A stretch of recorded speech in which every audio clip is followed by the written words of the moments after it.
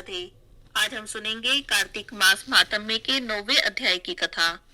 राजा पृथु नारद जी से कहते हैं कि हे नारद जी, आपने कार्तिक के मास के व्रत में जो तुलसी की जड़ में भगवान विष्णु का निवास बताकर उस स्थान की मिट्टी की पूजा करने की विधि बताई है, अतः मैं श्री तुलसी जी के महात्म्य को सुनना चाहता हूँ। तुलसी जी कहाँ और किस प्रकार उत्पन्न हुई, मुझे ये सब भी बताने की कृपा करें। नारद जी बोले, हे राजन, अब आप तुलसी जी की महत्ता और उनके जन्म का प्राचीन इतिहास ध्यान से सुनिए। एक बार देवगुरु बृहस्पति और देवराज इंद्र भगवान शंकर का दर्शन करने के लिए कैलाश पर्वत की ओर चले। तब भगवान शंकर ने अपने भक्तों की परीक्षा लेने के लिए जटाधारी दिगंबर का रूप धारण कर उन दोनों के मार्ग में अवरोध उत्पन्न किया। यद्यपि वह तेजस्वी, शांत, लंबी भुजा, चौड़ी छाती वाले, गोर वर्ण वाले, अपने विशाल नेत्रों से युक्त, सिर पर जटा धारण किए वैसे ही बैठे थे, तथापि उन भगवान शंकर को ना पहचान कर इंद्र ने उनसे उनका नाम और धाम पूछा और कहा कि क्या भगवान शंकर अपने स्थान पर हैं या कहीं गए हुए हैं। इस पर तपस्वी रूपधारी भगवान शिव कुछ भी नहीं बोले। इंद्र को तो अपने त्रिलोकीनाथ होने का गर्व था, उसी अहंकार के प्रभाव से वह चुप किस प्रकार रहता। अतः उसे क्रोध आ गया और उसने क्रोधित होते हुए तपस्वी को दुड़क कर कहा, अरे, मैं तुझसे कुछ पूछ रहा हूँ और तू उत्तर भी नहीं देता। मैं अभी तुझ पर वज्र का प्रहार करता हूँ, फिर देखता हूँ कि कौन तुझ दुर्मति की रक्षा करता है। ऐसा कहकर इंद्र ने उस जटाधारी दिगंबर को मारने के लिए अपने हाथ में वज्र उठा लिया। वैसे ही भगवान शिव ने वज्र सहित इंद्र का हाथ स्तंभित कर दिया और विकराल नेत्र करके उसे देखने लगे। उस समय ऐसा प्रतीत हो रहा था कि वह दिगंबर प्रज्वलित हो गए हैं और अपने तेज से ही जला देंगे। भुजाएं स्तंभित होने के कारण देवराज इंद्र बहुत दुखी हो गए और साथ ही साथ बहुत क्रोधित भी हुए। परंतु उस जटाधारी दिगंबर को प्रज्वलित देखकर बृहस्पति जी ने उन्हें भगवान शंकर के रूप में पहचान लिया और उन्हें प्रणाम किया। दंडवत होकर उनकी स्तुति करने लगे। बृहस्पति भगवान महादेव से कहने लगे, हे दीनानाथ, हे महादेव, आप अपने क्रोध को शांत कर लीजिए। आप अपने क्रोध को शांत कर लीजिए और इंद्र के इस अपराध को क्षमा कर दीजिए। बृहस्पति जी के ऐसे वचन सुनकर भगवान शंकर गंभीर वाणी में बोले कि मैं अपने नेत्रों से निकले हुए क्रोध को किस प्रकार से रोक लूं। तब बृहस्पति भगवान ने कहा कि हे भगवान, आप अपना भक्त वत्सल नाम सार्थक करते हुए अपने भक्तों पर दया कीजिए। आप अपने इस तेज को कहीं और स्थापित कर दीजिए और इंद्र का उद्धार कीजिए। तब भगवान शंकर गुरु बृहस्पति जी से बोले कि मैं आपकी स्तुति से बहुत प्रसन्न हूँ। तुमने इंद्र को जीवन दान दिलवाया है। मुझे विश्वास है कि मेरे नेत्रों की अग्नि अब इंद्र को पीड़ित नहीं करेगी। बृहस्पति जी से इस प्रकार कहकर भगवान शंकर ने अपने मस्तक से निकले हुए अग्निमय तेज को अपने हाथों में लिया और उसे क्षीर सागर में डाल दिया। इसके बाद भगवान शंकर वहां से अंतर्ध्यान हो गए। इस प्रकार जिसको जो जानने की कामना थी उसे जानकर देवराज इंद्र और बृहस्पति देव भी अपने अपने स्थानों को चले गए। यहाँ पर कार्तिक मास महात्म्य के 9वें अध्याय की कथा समाप्त होती है। अब हम सुनेंगे कार्तिक मास की कहानी। बोलिए विष्णु भगवान की जय हो। कार्तिक स्नान की कहानी। किसी गांव में एक बुढ़िया माई रहती थी। बुढ़िया माई बड़ी ही धार्मिक प्रवृत्ति की थी। व्रत पूजा बहुत करती थी, दान पुण्य करती थी। धन से तो गरीब थी पर दिल की बड़ी अमीर थी। जितना हो सकता था सबकी मदद करती थी। बस यही बात उसके बेटा और बहू को अच्छी नहीं लगती थी। अपने पास तो रहने खाने को कुछ है नहीं, दूसरे की मदद करो।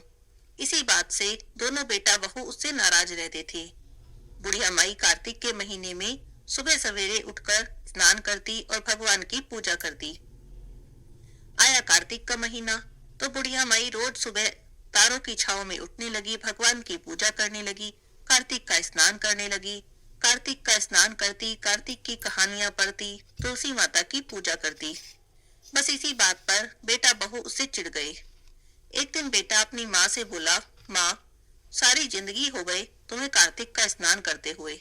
सुबह सवेरे उठकर सबको परेशान करती हो, क्या मिलता है तुम्हें इस पूजा पाठ से। तब उसकी माँ बोली, बेटा, कार्तिक का स्नान करने से बड़ा पुण्य मिलता है।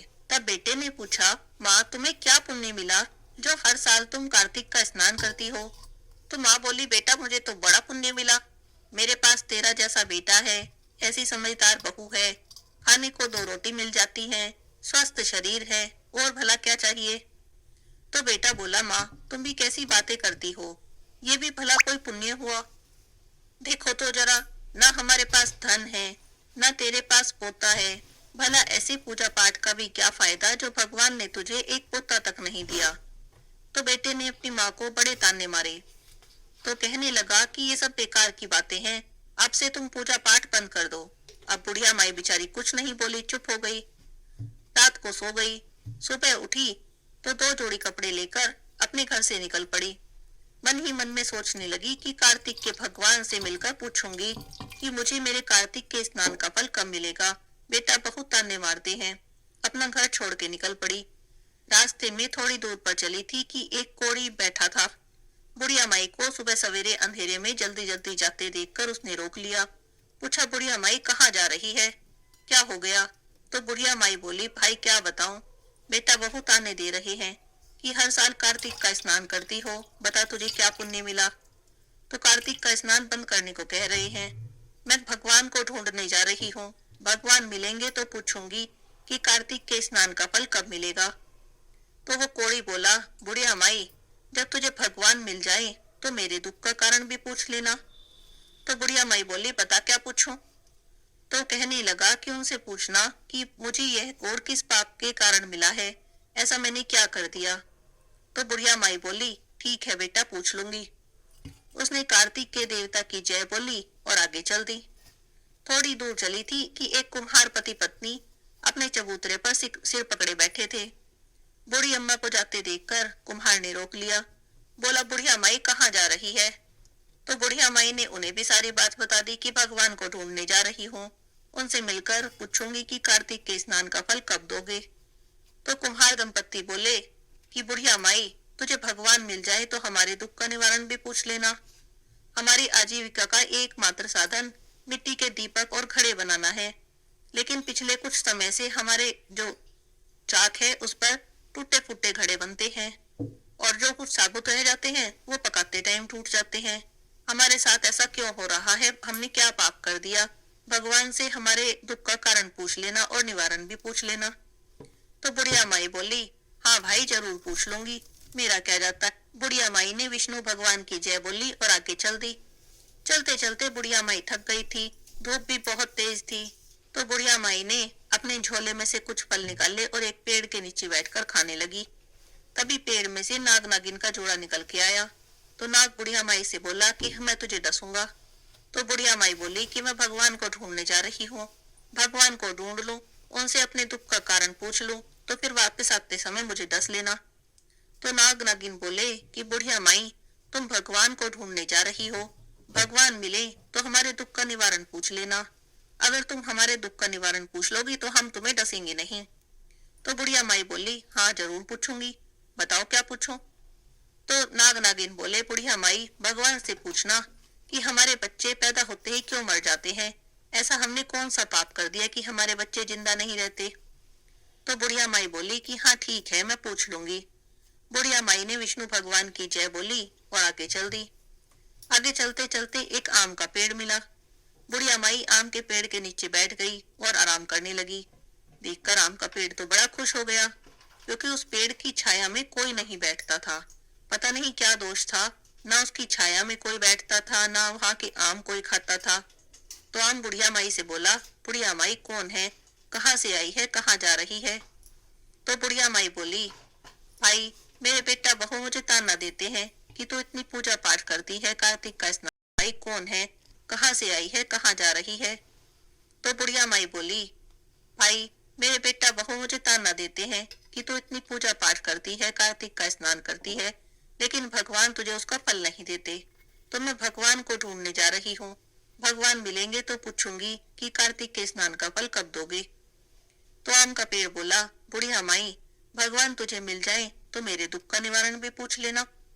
बुढ़िया माई बोली, हाँ भाई पूछ लूंगी, बता क्या पूछना है।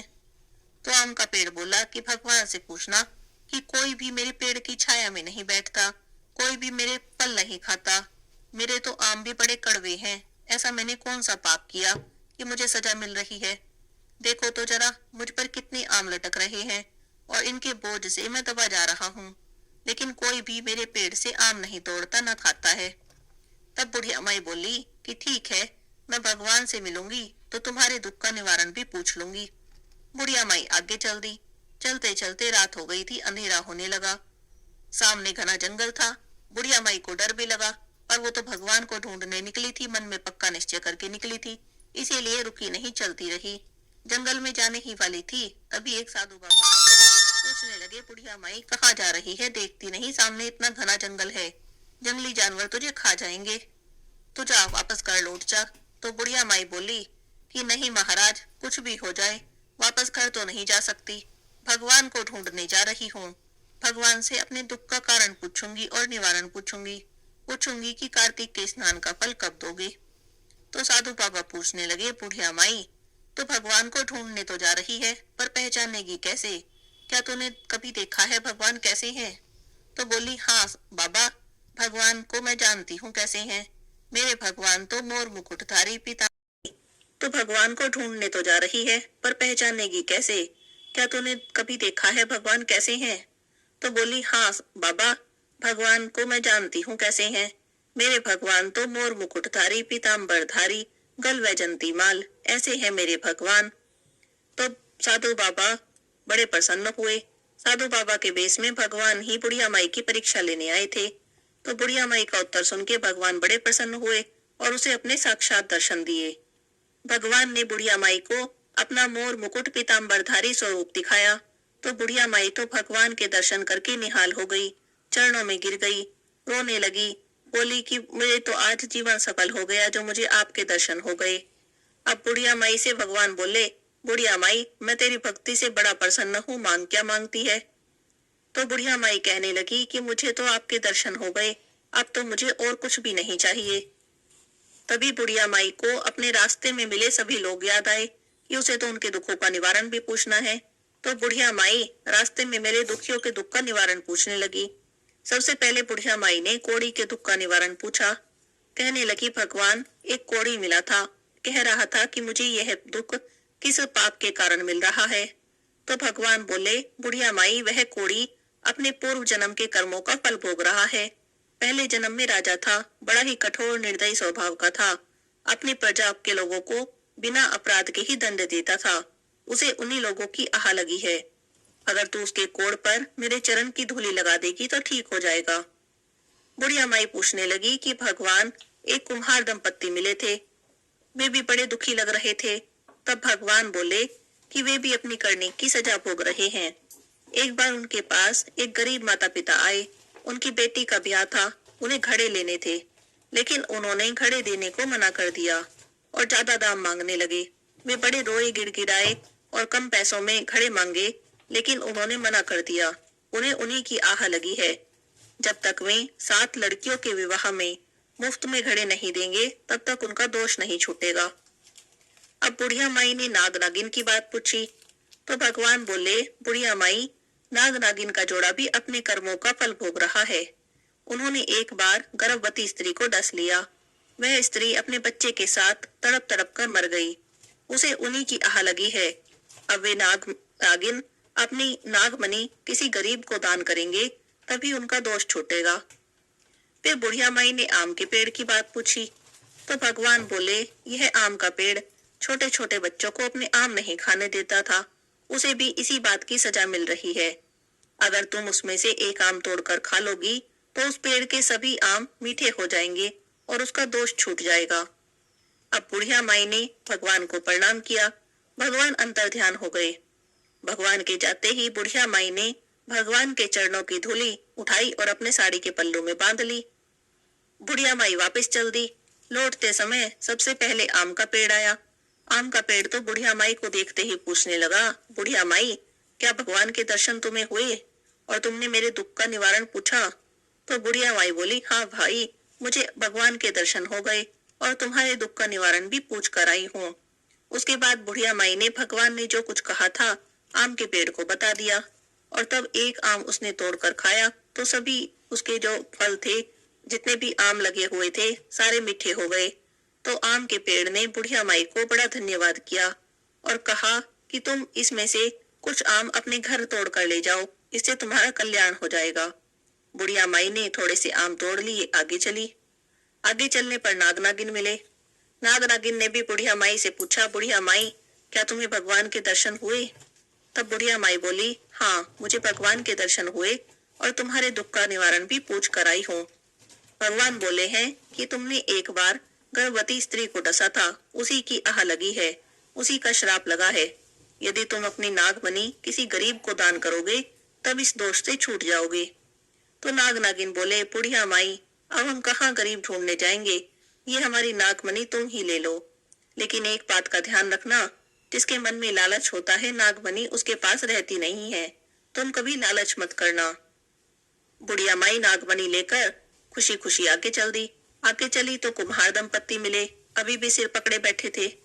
तो बुढ़िया माई बोली कि तुम अब परेशान मत हो, तुम्हारे दुख का निवारण पूछ कर आई हूँ, लेकिन मैं बहुत थक गई हूँ, क्या तुम मुझे कुछ पानी पिला दोगी? तब कुम्हार दंपत्ति ने बुढ़िया माई को बड़े प्रेम से बिठाया, पानी पिलाया। तब वह कहने लगी कि भगवान बोले हैं कि आपने एक बार एक गरीब माता पिता को उनकी लड़की की शादी के लिए घड़े नहीं दिए थे, तो उन्हीं की आह लगी है। यदि तुम 7 लड़कियों के विवाह में मुफ्त में घड़े दोगे तो इस दोष से छूट जाओगे। यह सुनकर कुम्हार दंपत्ति बुढ़िया माई के चरणों में गिर गए और अपने किए की क्षमा मांगने लगे। तब बोले कि भगवान ने जो कहा है हम जरूर करेंगे। बुढ़िया माई आगे चली तो कोढ़ी बैठा पाया। बुढ़िया माई को देखते ही बोला, बुढ़िया माई, तुम आ गई, क्या तुम्हें भगवान के दर्शन हुए? क्या तुमने मेरे दुख का निवारण पूछा? तो बुढ़िया माई बोली, हाँ भाई, भगवान के दर्शन भी हुए और तुम्हारे दुख का निवारण भी पूछ कर आई हूँ। भगवान बोले हैं कि तुम अपने पहले के जन्म के पापों को भोग रहे हो, तुम्हें तुम्हारे कर्मों की सजा मिल रही है। पहले के जन्म में तुम राजा थे और तुम अपनी प्रजा को बेकार में दंड देते थे, तुम्हें उन्हीं की आह लगी है। उसके बाद बुढ़िया माई ने भगवान के चरणों की धूली कोढ़ी के शरीर पर लगा दी। जैसे ही भगवान की चरणों की धूली उसके शरीर पर लगी, उसका सारा कोढ़ ठीक हो गया। चलते चलते बुढ़िया माई अपने घर आ गई। घर आके देखा तो बेटा बहू दरवाजे पर खड़े थे। आते ही बोले, माँ तुम कहाँ चली गई थी? तुम्हें हमारी बात का इतना बुरा लग गया कि तुम घर छोड़कर चली गई? तो बोली, ना बेटा, मैं तो भगवान को ढूंढने गई थी, पूछने गई थी कि मेरे कार्तिक का स्नान का फल कब दोगे। तो बेटा बहू बोले, क्या भगवान मिले? तो बोली, हाँ भगवान मिले थे। तो बेटा बहू ने पूछा, तो तुमने क्या मांगा? तो बोली, बेटा मैंने तो कुछ नहीं मांगा, मैंने कहा भगवान तुमने दर्शन दे दिए, बस मेरा जीवन सफल हो गया। अब बेटा बहू फिर चिढ़ गए कि भगवान मिले, लेकिन माँ ने तो कुछ भी नहीं मांगा, खाली हाथ आ गई। अंदर चले गए। अब बुढ़िया माई दुखी मन से बेचारी अपने घर के अंदर गई। भगवान के चरणों की धूली जो लाई थी उसे एक लोटे के पानी में मिलाया और सारे घर में छींटा मार दिया और थोड़ी सी धूली अपने बेटे बहू के माथे पे लगा दी। रात को सारे सो गए, बड़े दुखी मन से सोए, कोई किसी से बोल नहीं रहा था। रात को सब सो गए। सुबह उठ के देखे तो सारा घर जगमग हो रहा है और घर में धन अनधन के भंडार लगे पड़े हैं। जो छोटी सी झोपड़ी थी वो बड़ा महल बन गई है। तो बेटा बहू देख के हैरान, बोले ये क्या है? तो भागे भागे गए अपनी माँ के पास, बोली ये क्या है? तो माँ ने कहा कि बेटा भगवान के चरणों की धूली लाई थी, उसी का छिंटा सारे घर में मारा था, भगवान की दया हुई है, कार्तिक के भगवान हमारे पे टूटे हैं। तो बेटा बहू कहने लगे कि कार्तिक के स्नान का तो बड़ा फल होता है। तो बुढ़िया माई बोली, हाँ मैं ना कहती थी कार्तिक के स्नान का बड़ा फल होता है। उसके बाद बुढ़िया माई ने अपने साथ जो आम लाई थी बहू को खाने को दिए। अब जैसे ही बहू ने आम खाया उसके तो गर्भ रह गया। अब बुढ़िया माई तो कार्तिक के भगवान का बार बार धन्यवाद करने लगी, हे भगवान, आप जैसे आपने मुझ पर कृपा की वैसे ही कार्तिक का स्नान करने वाले सब पर कृपा करना, सबके कार्तिक का स्नान का फल देना, सबकी मनोकामना पूरी करना, जैसे जिसके मान में कामना हो उनको सबको पूरी करना, कहते सुनते हुंकारा भरते सबकी इच्छाएं पूरी करना।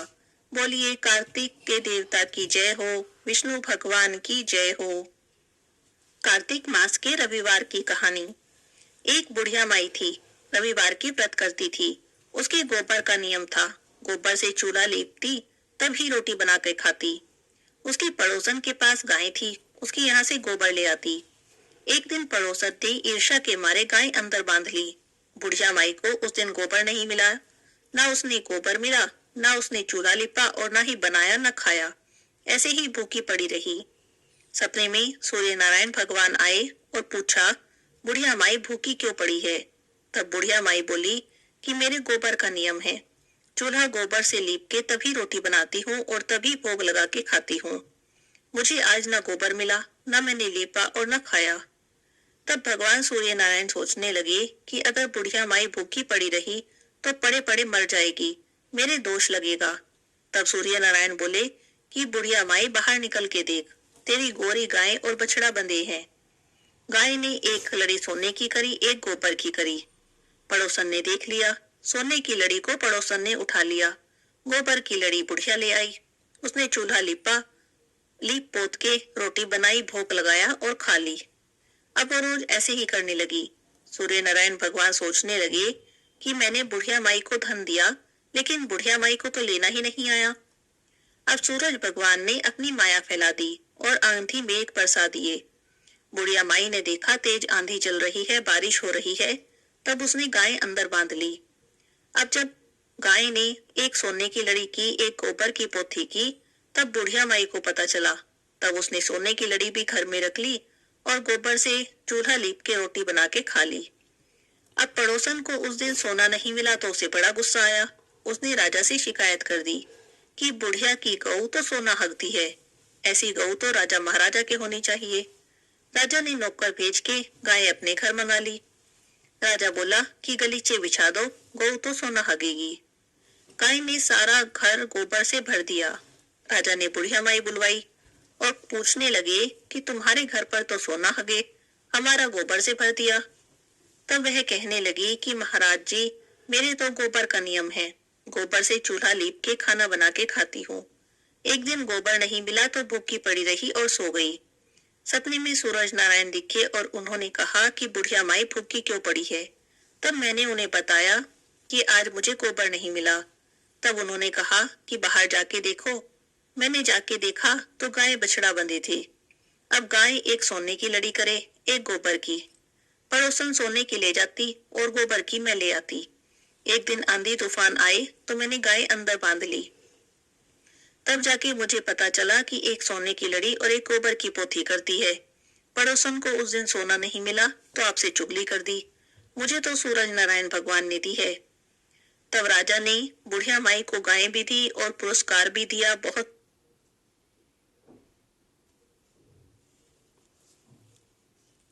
राजा ने माई को गाय भी दी और पुरस्कार भी दिया, बहुत सारा धन दिया। पड़ोसन को दंड दिया, जैसे बुढ़िया माई को आए वैसे सबको आना, कहते सुनते हुंकारा भरते को। बोलो सूरज नारायण भगवान की जय हो। तुलसी माता की आरती। तुलसी महारानी नमो नमो, तुलसी महारानी नमो नमो, हरि की पटरानी नमो नमो, तुलसी महारानी नमो नमो। धन तुलसी पूर्ण तप कीनो, शालिग्राम बनी पटरानी नमो नमो, तुलसी महारानी नमो नमो। जहाँ के पत्र मंजरी कोमल, श्रीपति कमल चरण लपटानी नमो नमो, तुलसी महारानी नमो नमो, तुलसी महारानी नमो नमो, हरि की पटरानी नमो नमो। कौन से महीने में बोई रानी तुलसा, कौन से महीने में हुई हरियाली नमो नमो, तुलसी महारानी नमो नमो। कौन से महीने में हुई तेरी पूजा, कौन से महीने में हुई पटरानी नमो नमो, तुलसी महारानी नमो नमो। आषाढ़ मास में बोई रानी तुलसा, सावन मास में हुई हरियाली नमो नमो, तुलसी महारानी नमो नमो। कार्तिक मास में हुई तेरी पूजा, मंगसिर मास में हुई पटरानी, नमो नमो तुलसी महारानी, नमो नमो। धूप दीप नैवेद्य आरती, पुष्पन की वर्षा बरसानी, नमो नमो तुलसी महारानी, नमो नमो। 56 भोग 3600 व्यंजन, बिन तुलसी हरि एक न मानी, नमो नमो तुलसी महारानी, नमो नमो। जो कोई तुलसा जी को सवेरे गाए, श्री कृष्ण के दर्शन पाए, नमो नमो तुलसी महारानी, नमो नमो। जो कोई तुलसी जी को दोपहर को गाए, खीर खांड के भोग लगाए, नमो नमो तुलसी महारानी, नमो नमो। जो कोई तुलसी माँ को शाम को गाए, श्री कृष्ण जी की आरती उतारे, नमो नमो तुलसी महारानी, नमो नमो। जो कोई तुलसी जी को रात में गाए, श्री कृष्ण जी के चरण दबाए, नमो नमो तुलसी महारानी, नमो नमो। सभी सखी मैया तेरो यश गावे, भक्ति दान दीजो महारानी, नमो नमो।